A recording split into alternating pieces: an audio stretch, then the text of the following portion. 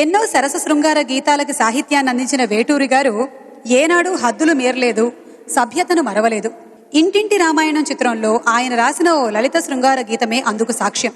కథానాయికను వీణగా, నాయకుణ్ణి వేణువుగా ఊహించి రాసిన ఈ పాటలో ఎవరి ఊహకు అందిన శృంగార భావాల్ని మీరే ఊహించుకోండి అంటూ విన్నవారి ఊహలకే వదిలేశారు. రాజన్ నాగేంద్ర గారుల స్వరకల్పనలో బాలుగారు, జానకి గారు ఆలపించిన ఆ గీతాన్ని ఆలపించడానికి వేదిక మీదకి ఆహ్వానిస్తున్నాము బాలు గారిని, కల్పన గారిని.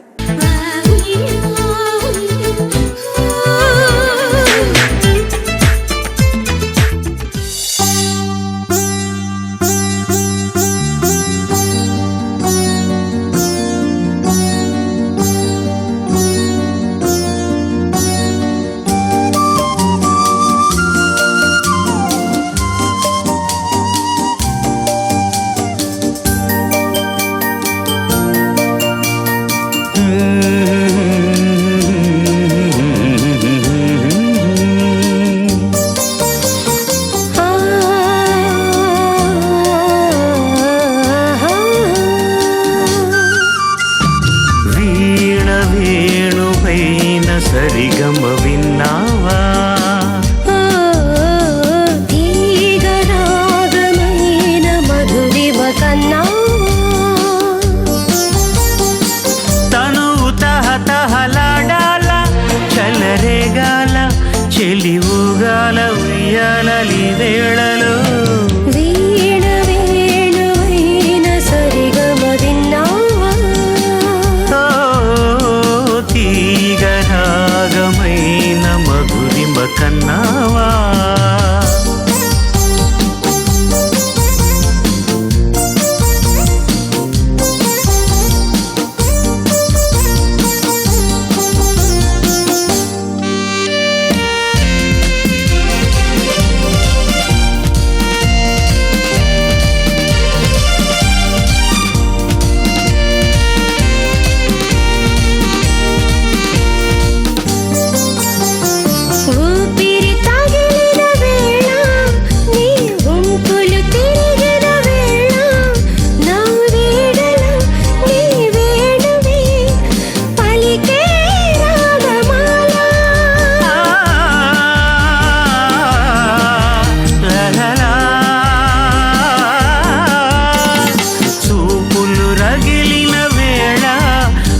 చుక్కలు వెలిగిన వేళ నా తనున అణు అణువున జరిగే రాసలీలా, వీణ వేణువైన సరిగమ విన్నావా,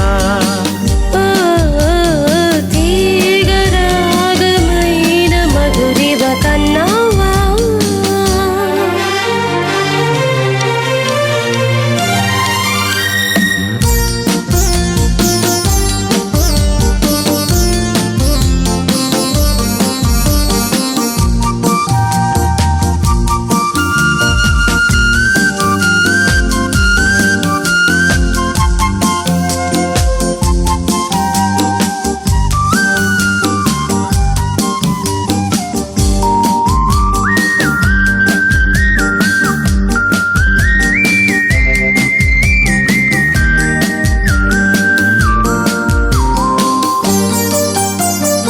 ఎదలో అందం ఎదుట ఎదుటే వలచిన వనిత, నీ రాకతో నా తోటలో వెలసే వన దేవత.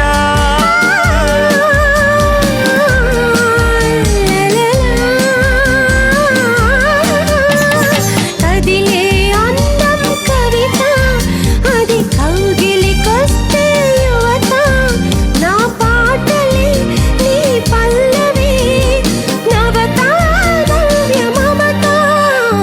వీణ వేణువైన సరిగమ విన్నావా,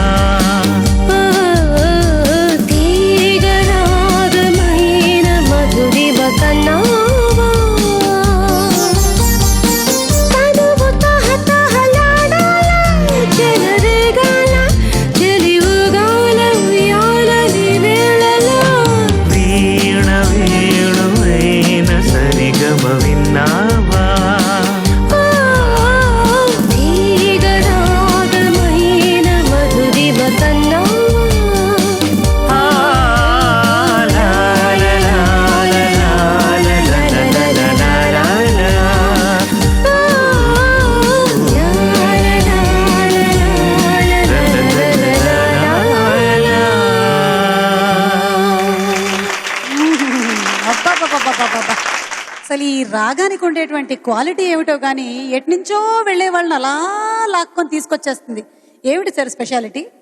ఏం చెప్తా కల్పన, ఏమన్నా ఈ రాగం గురించి అడుగుతున్నారు? అవును. ఏం రాగం?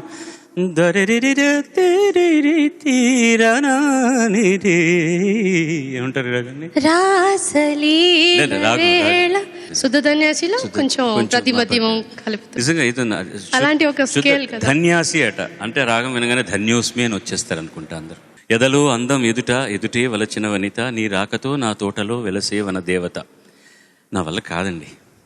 మీ వల్ల ఎంత ఇంకెవరి వల్ల అవుతుందంటారా? ఆయన వల్లే అవుతుంది డెఫినెట్గా. Such a romantic song, beautiful song. మళ్ళీ నవత వాళ్ళ సినిమానే, మా అచ్చిబాబు ఇక్కడే ఉన్నారు ప్రొడ్యూసర్. అగైన్ ఎన్ని మంచి పాటలు ఇచ్చారండి మీ సినిమాల్లో నాకు. Thank you very very much sir. Rajanagendra, Sambasivarao గారి డైరెక్షన్లో వచ్చింది. అన్ని పాటలు ఆణిముచ్చాలి ఈ సినిమాలో. చాలా చాలా గొప్ప పాటలు. ఇద్దరు మహానుభావుల గురించి ఇక్కడ చెప్పుకోవాలి. ఇంతకుముందు ఆత్రేయ గురించి చెప్పుకున్నాం కదా మనం మాట్లాడుతుంటే. ఒక కంపెనీకి ఆత్రేయ గారు ఎప్పుడు రెగ్యులర్గా రాసేవారు. అన్ని పాటలు రాయాలి కానీ సమయానికి ఇవ్వలేకపోతున్నారు. వెయిట్ చేశారు, వేచి చూశారు. చూసిన తర్వాత సుందరామూర్తి గారు పిలిస్తే, అదేంటిది గురువుగారి కంపెనీ కదా అంటే, కాదండి ఆయన ఏదో కుదరట్లేదు అంటే అన్ని పాటలు రాసి అన్ని పాటలు రెమ్యునరేషన్ ఆత్రేయ గారి ఇంటికి పంపించేశారు. ఆత్రేయ గారి ఇంటికి పంపిస్తే ఆత్రేయ గారు ఫోన్ చేస్తే ఈయన దొరకట్లే. అప్పుడు సెల్ ఫోన్స్ లేదు కదా. ఇంట్లో సీతారామలక్ష్మి గారు తీశారు ఫోన్. అమ్మ, మీ ఆయన ఇలా చేశారు, నువ్వు నా తోబుట్టు లాంటి దాన్ని కాబట్టి వచ్చే ఆదివారం ఓ పట్టు చీర తీసుకొచ్చి నీకు అది ఇచ్చి నీకు పసుపు కుంకుమగా ఇస్తున్నాను అనుకో, కడుపు నిండా మీ ఇంట్లో భోజనం చేసి నేను వెళ్తా అన్నారు. ఓ ఆదివారం అయింది, 2 ఆదివారాలు అయ్యి, 3 ఆదివారాలు అయ్యి, 4 ఆదివారాలు అయ్యి, ఆయన రాలేదు. ఈవిడ చెప్పిందనమాట సుందరామూర్తికి, ఇలా ఆయన ఫోన్ చేశారండి, మరి ఎందుకు ఇన్నాళ్ళు రాలేదు అంటే, చెప్పిన టైంకి పాటించినా చెప్పిన టైంకి వచ్చినా ఆయన ఆత్రేయ ఎందుకు అవుతాడు, అందుకైనా ఆత్రేయ కాదు అని. సో ఇన్ ఎవ్రీవే ఆయన స్టాంప్ ఆయన ఉండేది. ఈయన ఎంత రెస్పెక్ట్ చేసేవాడు, ఆయన అంత గౌరవించేవాడు. ఆ విషయం నేను చాలా సేపటి నుంచి చెప్దాం అనుకున్నాను, మర్చిపోయాను నేను ఇప్పుడు. Anyway, thank you.